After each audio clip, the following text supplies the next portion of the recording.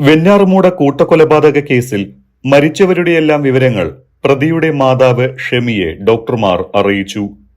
ഇളയ മകൻ അഫ്സാന്റെ മരണവിവരം മാത്രമാണ് നേരത്തെ അറിയിച്ചിരുന്നത്. ഇത് കേട്ടതും ഷെമിക്ക് ദേഹാസ്വാസ്ഥ്യമുണ്ടായതോടെ മറ്റുള്ളവരുടെ മരണവിവരം അറിയിച്ചിരുന്നില്ല.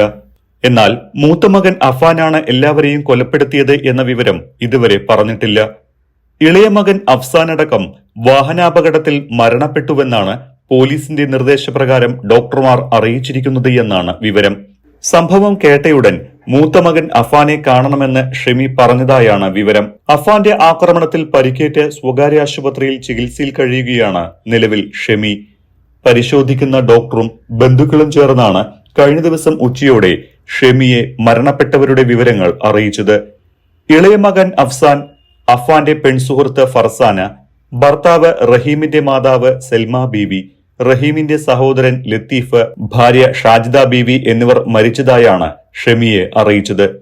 വിവരം അറിഞ്ഞയുടൻ മൂത്ത മകൻ അഫാൻ ജീവിച്ചിരിപ്പുണ്ടോയെന്നും കാണണമെന്നും ഷെമി പറഞ്ഞു. ഷെമിയുടെ അസുഖം ഭേദമായി ആശുപത്രിയിൽ നിന്ന് പുറത്തിറങ്ങിയാലുടൻ അഫാനെ കാണിക്കാമെന്ന് ബന്ധുക്കൾ മറുപടി നൽകി. 3 ദിവസത്തിനകം ആശുപത്രി വിട്ടേക്കാമെന്നാണ് ബന്ധുക്കൾ നൽകുന്ന സൂചന. ആശുപത്രി വിട്ട ശേഷം കൂട്ടക്കൊലപാതകത്തിന്റെ വിശദവിവരങ്ങൾ ധരിപ്പിച്ച ശേഷം വെഞ്ഞാറമൂട് CI അനൂപ് കൃഷ്ണന്റെ നേതൃത്വത്തിൽ ഷെമിയുടെ വിശദമായ മൊഴി രേഖപ്പെടുത്തും. അതിനിടെ കേസിൽ അഫാനുമായി 2ാം ഘട്ട തെളിവെടുപ്പ് തുടങ്ങി. കൊല്ലപ്പെട്ട പിതൃ സഹോദരൻ ലത്തീഫിന്റെ SN പുരത്തുള്ള വീട്ടിലെത്തിച്ചാണ് തെളിവെടുപ്പ് നടത്തിയത്. കിളിമാനൂർ പോലീസ് സ്റ്റേഷനിൽ നിന്നാണ് അഫാനെ എത്തിച്ചത്. തെളിവെടുപ്പിനായി ബോംബ് സ്ക്വാഡിനെയും എത്തിച്ചിരുന്നു. കൊലയ്ക്ക് ശേഷം വലിച്ചെറിഞ്ഞ ലത്തീഫിന്റെ മൊബൈൽ ഫോൺ കണ്ടെത്തുന്നതിനായാണ് ബോംബ് സ്ക്വാഡിനെ എത്തിച്ചത്. പരിശോധനയിൽ ഫോൺ കണ്ടെത്തി.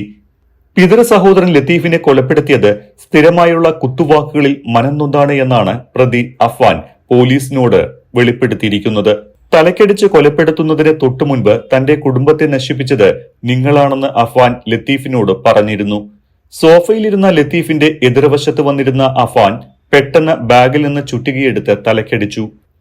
ബഹളം കേട്ടെത്തിയ ലത്തീഫിന്റെ ഭാര്യ ഷാജിദ ബീവി നിലവിളിച്ചുകൊണ്ട് അടുക്കള ഭാഗത്തേക്ക് ഓടി. പുറകെ ഓടിയ അഫാൻ ഷാജിദ ബീവിയെയും അടിച്ചു വീഴ്ത്തുകയായിരുന്നു. ഈ സമയം ലത്തീഫിന്റെ മൊബൈലിലേക്ക് ഒരു കോൾ വന്നതോടെ അഫാൻ ആ ഫോണും കൈക്കലാക്കി. സംഭവശേഷം പുറത്തേക്കിറങ്ങിയ അഫാൻ ലത്തീഫിന്റെ ഫോൺ സമീപത്തെ കുഴിയിലേക്ക് വലിച്ചെറിഞ്ഞു.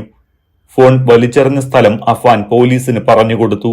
ഷാജിദ ബീവിയോട് വൈരാഗ്യമൊന്നും ഉണ്ടായിരുന്നില്ലെന്നും വിവരം പുറത്തറിയുമെന്നതിനാലാണ് അവരെയും കൊലപ്പെടുത്തിയത് എന്നുമാണ് അഫാൻ പറഞ്ഞിരിക്കുന്നത്.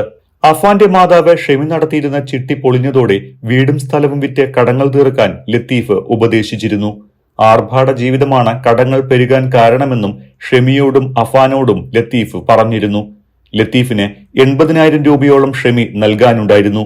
ഈ പണം മര്യാദയ്ക്ക് തിരിച്ചു നൽകണമെന്നും ലത്തീഫ് ഇടയ്ക്കിടയ്ക്ക് പറയുമായിരുന്നുവെന്നും അഫാൻ മൊഴി നൽകിയിട്ടുണ്ട്.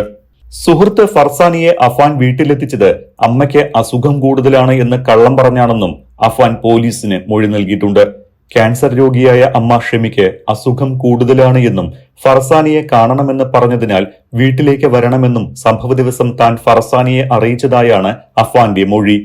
നടന്ന് കാവറ റോഡിലെത്തിയ ഫർസാനിയെ ബൈക്കിൽ കാത്തുനിന്ന അഫാൻ വീട്ടിലെത്തിച്ചു.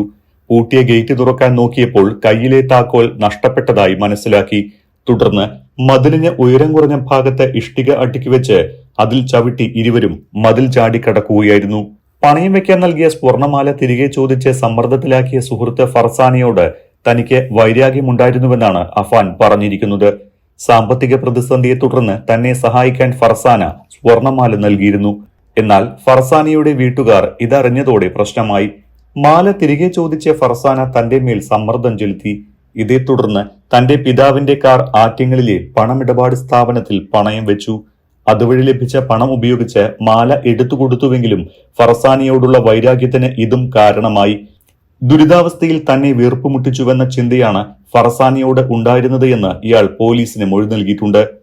സ്വന്തം വീട്ടിൽ അമ്മ ഷെമിയെ ആക്രമിച്ച ശേഷം മുറി പൂട്ടിയ അഫാൻ താക്കോൽ ശുചിമുറിയിലെ ഫ്ലഷ് ടാങ്കിൽ ഉപേക്ഷിച്ചതായി പോലീസ് കണ്ടെത്തിയിട്ടുണ്ട്. പേരുമലയിലെ വീട്ടിൽ നടത്തിയ തെളിവെടുപ്പിൽ താക്കോൽ കണ്ടെടുത്തു. ഷാൾ ഉപയോഗിച്ച അമ്മയെ ഭിത്തിയിൽ തലക്കടിച്ച് കൊലപ്പെടുത്താനാണ് അഫാൻ ആദ്യം ശ്രമിച്ചത്. രക്തം വാർന്ന നിലയിൽ അമ്മയെ മുറിയിലിട്ട ശേഷം ഇയാൾ മുത്തശ്ശി സെൽമ ബീവിയുടെ വീട്ടിലേക്ക് പോയി. മുത്തശ്ശിയെയും പിതൃ സഹോദരനെയും അദ്ദേഹത്തിന്റെ ഭാര്യയെയും കൊലപ്പെടുത്തിയ ശേഷം തിരികെ വീട്ടിലെത്തിയ അഫാൻ മുറിയിൽ നിന്ന് അമ്മയുടെ നരക്കം കേട്ടതോടെ വീണ്ടും ആക്രമിച്ചു. തുടർന്നാണ് മുറി പൂട്ടിയത്. ആക്രമണം നടത്തുമ്പോൾ ശബ്ദം കേട്ട് ആരെങ്കിലും എത്തിയാൽ അവരെ നേരിടാൻ താൻ മുളകുപൊടി കരുതിയിരുന്നതായും ഇയാൾ മൊഴി നൽകിയിട്ടുണ്ട്. ഫെബ്രുവരി 24-നാണ് നാടിനെ നടുക്കിയ കൊലപാതകം നടന്നത്. കൊലപാതകങ്ങൾക്ക് പിന്നാലെ എലിവിഷം കഴിച്ച് ജീവനൊടുക്കാൻ ശ്രമിച്ചതോടെ അഫാനെ ആശുപത്രിയിൽ പ്രവേശിപ്പിച്ചിരുന്നു. 8 ദിവസത്തെ ആശുപത്രിവാസത്തിനൊടുവിലാണ് പൂജപ്പുര സെൻട്രൽ ജയിലിലേക്ക് മാറ്റിയത്. തുടർന്നാണ് പോലീസ് കസ്റ്റഡിയിൽ തെളിവെടുപ്പിനായി വിട്ടത്. സാമ്പത്തിക പ്രതിസന്ധി തന്നെയാണ് കൊലപാതകങ്ങൾക്ക് കാരണമെന്ന നിഗമനത്തിലാണ് പോലീസ്. സാമ്പത്തികമായി സഹായിക്കാത്ത മറ്റൊരു അമ്മാവനോടും പകതോന്നി കൊലപ്പെടുത്താൻ ഉദ്ദേശിച്ചിരുന്നുവെങ്കിലും അവസാന നിമിഷം ഒഴിവാക്കിയെന്ന് അഫാൻ മൊഴി നൽകിയിട്ടുണ്ട്. കോവിഡിന് ശേഷമുള്ള 3.5 വർഷം കൊണ്ട് 65 ലക്ഷം രൂപയുടെ കടബാധ്യതയാണ് ഷെമിക്കും അഫാനും ഉണ്ടായത് എന്ന് പോലീസ് കണ്ടെത്തിയിട്ടുണ്ട്. സ്വന്തം നിലയ്ക്ക് വായ്പ വാങ്ങിക്കൂട്ടിയതിനു പുറമെ ബന്ധുക്കളുടെ പക്കൽ നിന്നും പണവും സ്വർണവും വീടിന്റെ ആധാരം വരെ വാങ്ങി പണയം വെച്ചിരുന്നു. കടബാധ്യതയ്ക്ക് തുടക്കമിട്ടത് അമ്മയാണെന്നും ജീവിക്കാൻ വഴിയില്ലാതെ എല്ലാവരെയും കൊലപ്പെടുത്തി താനും മരിക്കാൻ തീരുമാനിക്കുകയായിരുന്നുവെന്നാണ് അഫാൻ പോലീസിനോട് പറഞ്ഞിരിക്കുന്നത്.